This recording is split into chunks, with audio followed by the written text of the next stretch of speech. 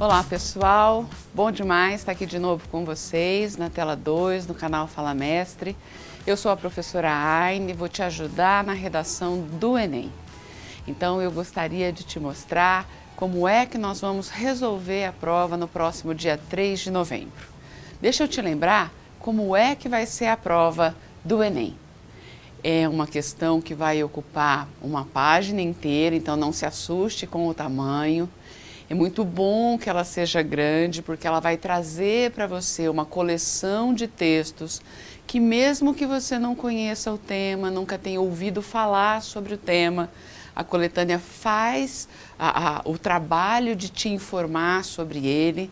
Então, se você fizer uma leitura apurada, se você aproveitar para ir grifando com seu lápis ou sua caneta as partes que mais te interessam, que mais combinam com o seu ponto de vista, já vai fazendo isso, tá?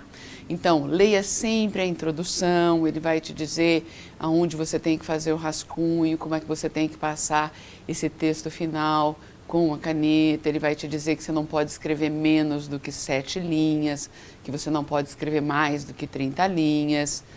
Leia muito as observações, leia a coleção de textos, dê bastante atenção para o texto que for uma figura. O Enem costuma colocar nessa coleção de textos ou um gráfico, ou uma obra de arte, ou algumas porcentagens. Esse texto também é importante para você ter acesso à abordagem que você vai dar para o tema. E o principal vai estar lá no finalzinho da página, tá? É aqui que você vai encontrar o tema explícito. Ele vai te dizer, a partir da coletânea e junto com os seus conhecimentos, significa que você pode usar as informações do texto e tudo aquilo que você trouxe com você do seu repertório de vida, das suas aulas de história, filosofia, sociologia, do filme que você assistiu, da série que você acompanha, tudo que combinar com aquele tema você vai poder usar, tá? Então é um texto dissertativo, argumentativo, tem que dar uma opinião logo no início, depois você vai provar essa opinião com dados, com fatos, com comparações, com raciocínio lógico.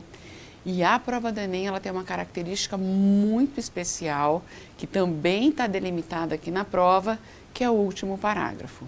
No último parágrafo, você tem que escrever uma intervenção. Você tem que propor uma ação para resolver o problema que está sendo discutido. Vamos ver como é que a gente vai fazer isso? No próximo slide, eu trouxe para você esse esqueminha de redação. Então, quando dizem para você, olha, redigir é um dom que as pessoas têm, não acredita nisso, porque no Enem não depende de dom, depende de estratégia, de planejamento, que se você começar agora, com certeza no dia 3 você já vai ter dominado. Então, esse texto dissertativo argumentativo, ele é composto por 3 partes. A introdução, que contém a tese, o desenvolvimento, que contém a argumentação, e no final, o desfecho, a conclusão, é a intervenção que você vai propor. A gente costuma dizer que a parte de cima, a tese, e a parte de baixo é como se fosse o pão do nosso sanduíche, tá? O que importa e o que vai dar todo o diferencial no seu texto é como você vai rechear com a argumentação. Planeje o seu texto de maneira estratégica. Comece o seu texto fazendo a tese, mas para dar a sua opinião, mostre para a banca a importância daquele assunto.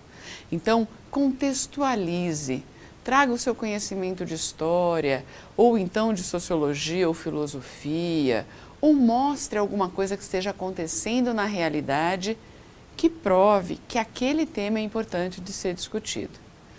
Eu preciso deixar muito claro para você que você precisa repetir as palavras-chave do tema.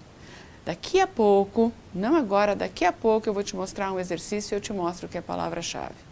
Mas guarda, no primeiro parágrafo, que vai ter de 5 a 7 linhas, você vai ter que fazer uma introdução e opinar sobre o tema proposto.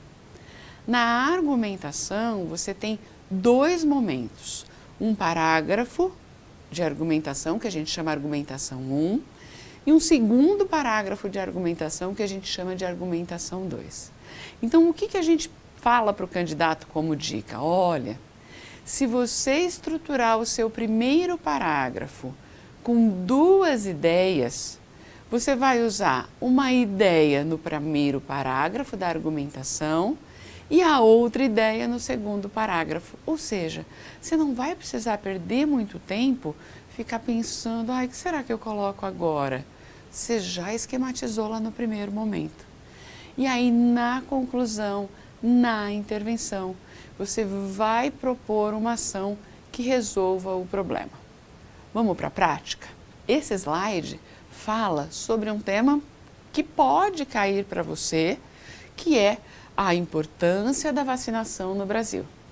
Você sabe que por uma série de fatores, um movimento mundial, algumas fake news, o Brasil está sofrendo com o retorno de algumas doenças que já tinham sido eliminadas, por exemplo, a poliomielite e o sarampo. Então, trabalhar a importância da vacinação numa prova do Enem faz todo sentido. O que você sabe sobre vacinação?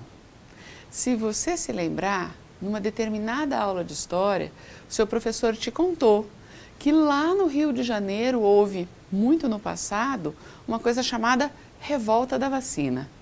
É que o governador, o prefeito do Rio de Janeiro queriam limpar a cidade que estava sofrendo com muitas doenças e neste momento eles fizeram uma campanha de vacinação, mas sem informar as pessoas para o que ela serviria. Então a população se revoltou e não queria se vacinar porque não entendia a importância da vacina. Você pode fazer esse paralelo. Você começa o seu primeiro parágrafo mostrando o seu conhecimento de história e fazendo uma comparação com o presente. Da mesma maneira que no passado, os moradores do Rio de Janeiro se revoltaram contra as vacinas porque não sabiam da importância dela, hoje no Brasil a gente vive um momento extremamente parecido, motivado pelas campanhas anti-vacinação, que estão reduzindo os índices vacinais dos brasileiros. Mas isso não pode acontecer. Você precisa defender uma tese lógica que diz, por exemplo, que vacinação, primeira ideia, não pode ser uma decisão individual, porque você precisa proteger a comunidade. E num segundo momento, você tem que falar que a sociedade precisa trabalhar, precisa se conscientizar da importância da vacina. Então você faz contextualização com a revolta da vacina, você apresenta o tema com as palavras-chave vacinação e Brasil, e você opina em duas vertentes. A hipótese 1 não é uma escolha individual, e a hipótese 2, a sociedade precisa se conscientizar da importância da vacina. Feito isso, seu primeiro parágrafo, que tem só 5, 7 linhas, você já vai para o segundo passo da redação. E o segundo passo da redação, você vai ter um primeiro argumento que vai trabalhar a hipótese 1, que a gente está chamando aí na tela de H1. Então, você vai mostrar que quem espalha fake news ou quem faz campanha contra a vacinação está prejudicando demais as pessoas, porque pode morrer ou matar outras pessoas que não se vacinarem.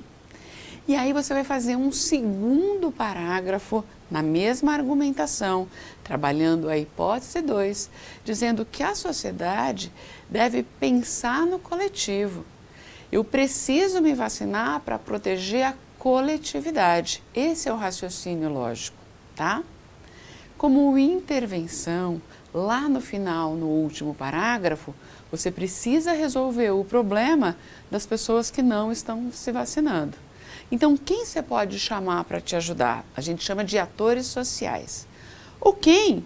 É o governo, que é o maior interessado, porque ele compra a vacina, ele investe na vacina. Quando as pessoas não se vacinam e ficam doentes, elas caem no serviço público de saúde, que é o segundo investimento em saúde. Não usou bem o primeiro, que é a vacinação, vai para o segundo. Então eu começo a lotar os hospitais de pessoas, por exemplo, com sarampo. Uma pessoa com sarampo, eu tenho que tirar daquela ala outras pessoas que estão doentes, porque ele é muito contagioso. Então eu não posso deixar essa doença voltar. Então eu penso, olha, o governo, por meio do Ministério da Saúde, precisa fazer campanhas permanentes de esclarecimento sobre a campanha da vacinação. Então, além das campanhas na data da vacinação, que são muito bem feitas por sinal, o Brasil precisa, todos os dias, em todos os veículos de comunicação, inclusive nas redes sociais, esclarecer a população desse benefício que é gratuito, tá? Além disso, a gente vai trabalhar uma segunda informação que é para resolver o problema de quem não se vacina.